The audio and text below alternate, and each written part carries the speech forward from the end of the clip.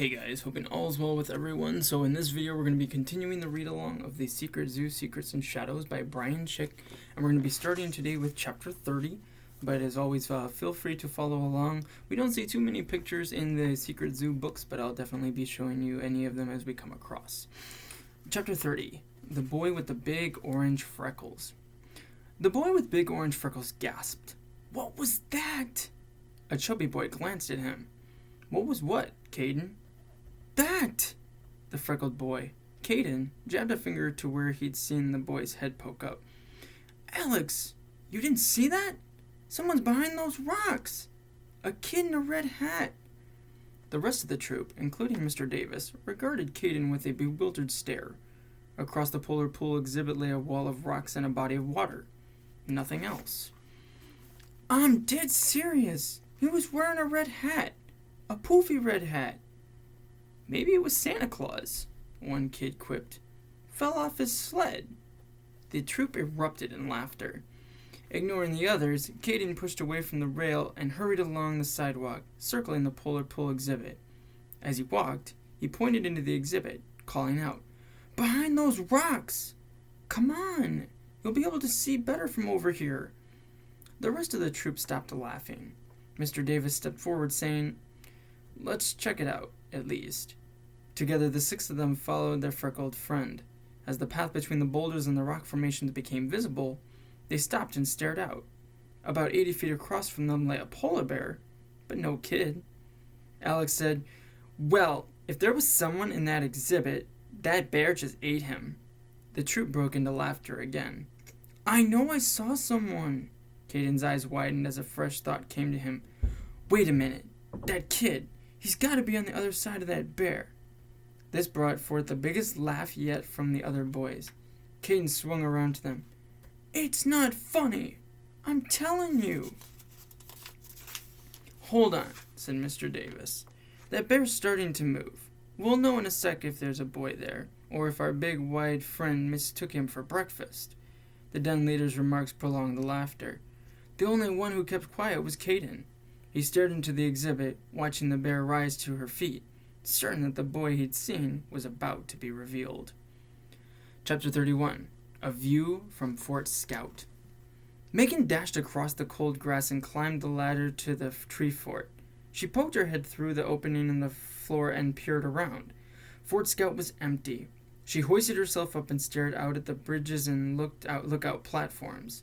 Nothing. The zoo grabbed her attention. Could Noah be somewhere in there? All of this crazy interest in the grottos. Did he do something stupid this morning? She snatched up the binoculars and held them to the bridge of her nose. She slowly surveyed the zoo and saw nothing out of the ordinary. Zebras lounging beneath the trees, gazelles strolling across their yards. In the near side of the zoo, her stare stopped at an unusual dark spot along the stark white sprawl of boulders in the polar pool. Megan gasped. It was Noah. Chapter 32. Frosty steps aside. The polar bear lumbered to her feet and turned to face the troop, her long neck swinging from side to side. The freckled boy stared anxiously, waiting for the animal to step out from the path. The other boys stopped laughing and fixed their eyes on the exhibit. "Okay," Alex said. "We'll know in a second." The polar bear stepped out from the boulders. Then she turned away from the troop and strolled toward the pool, leaving the path behind her exposed. Nothing was there. Cayden's jaw dropped in disbelief. Another boy, thinking it would have been cool to find a kid trapped in a bear exhibit, groaned in disappointment. "But a kid," Cayden stammered. "I saw a kid."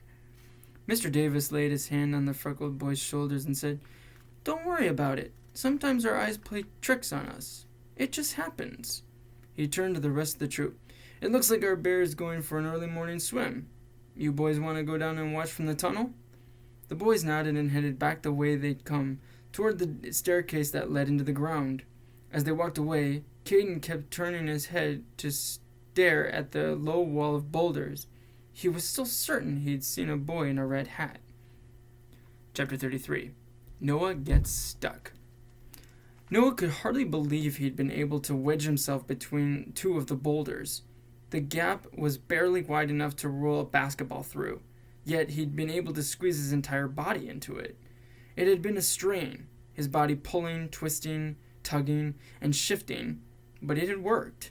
Now, even with Frosty out of the way, the boys couldn't see him from their vantage point.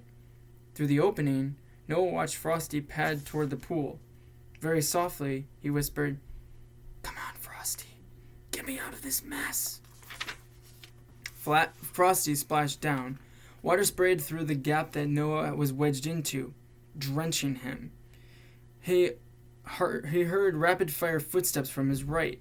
The boys were headed out, probably from the staircase that led to the underwater tunnel, which was to his left. Frosty was luring the boys away, but if Noah didn't get behind the walls of boulders again, they would see him as they passed by. Noah tried to pull himself back and couldn't. He was wedged tight between the rocks, unable to move anything but his head and hands. The boys' footfalls grew louder.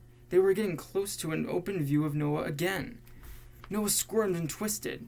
He managed to plant the bottom halves of his legs on the ground in front of him. He hoped he could push against them and squeeze farther back behind the boulders. But when he tried, he didn't budge. The footsteps drummed louder. One of the boys came into view, then the others. If a single one of them glanced in his direction, Noah would be discovered. Noah froze, his cheek pressed against a boulder. With wide eyes, he stared out at the boys and in a hushed whisper chanted, "Please don't look. Please don't look."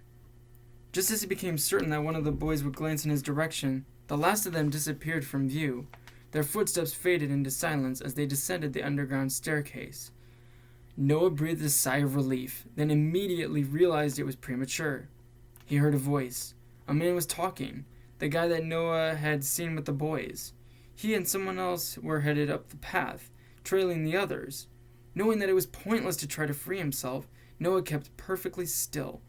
Maybe, like the rest of their group, they wouldn't look. Noah suddenly felt sick. He'd been across her for only a few days. And he'd failed. Failed the Descenders, failed Mr. Darby, and worst of all, failed his friends. Now, how he had sneaking into the grottos ever seemed like a good idea? How had he been so stupid, so selfish? The man's voice grew louder. Distinct syllables took shape. Within seconds, he and his companion would have a clear view of Noah. A wall of white fur suddenly sprang up right in front of Noah. Frosty. She had pushed her paws against the pool's edge and hoisted herself. As she had splashed back down, water exploded in all directions and gushed through the gap. The fresh wetness broke the seal and held Noah to the rocks, and he was able to tug and squirm his way out. Noah hit the ground with a wet thwack.